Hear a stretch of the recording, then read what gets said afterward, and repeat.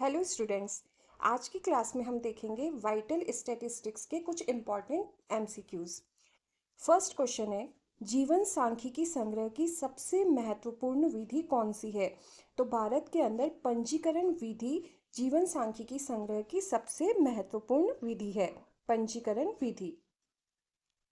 Second question है, भारत में पंजीकरण विधि का डेटा अशुद्ध क्यों होता है?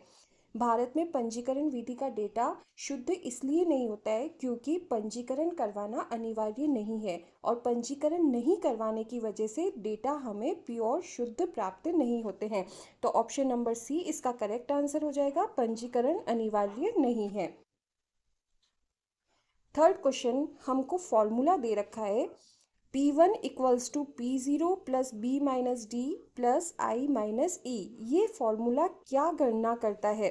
तो ये फॉर्मूला बताता है कि वर्तमान वर्ष में जनसंख्या का आकार कितनी है, मतलब पॉपुलेशन कितनी है। इस पॉपुलेशन के साइज को देखने के लिए इस फॉर्मूला को काम में लिया जाता है। तो ऑप्शन ए करेक्ट होगा।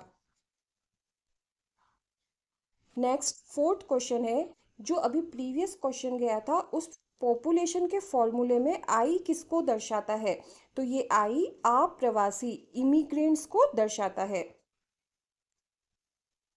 फिफ्थ क्वेश्चन है, अशोधित मृत्यु दर CDR क्रू डेथ रेट किसे नजरअंदाज करती है? एज एंड सेक्स डिस्ट्रीब्यूशन, आयु और लिंग वितरण को ये नजरअंदाज करती है।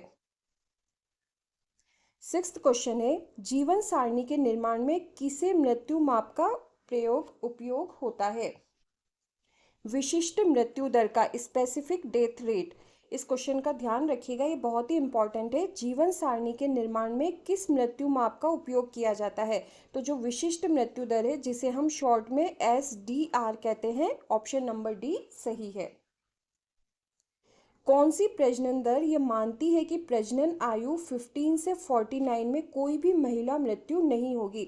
महिला की जो प्रजनन की आयु है वो 15 वर्ष से 49 वर्ष है और इसके अंदर महिला की मृत्यु नहीं होगी, ये दर्शाता है TFR, टोटल फर्टिलिटी रेट, जिसे हम कुल प्रजनन दर कहते हैं। ऑप्शन नंबर बी करेक्ट हो जाएगा।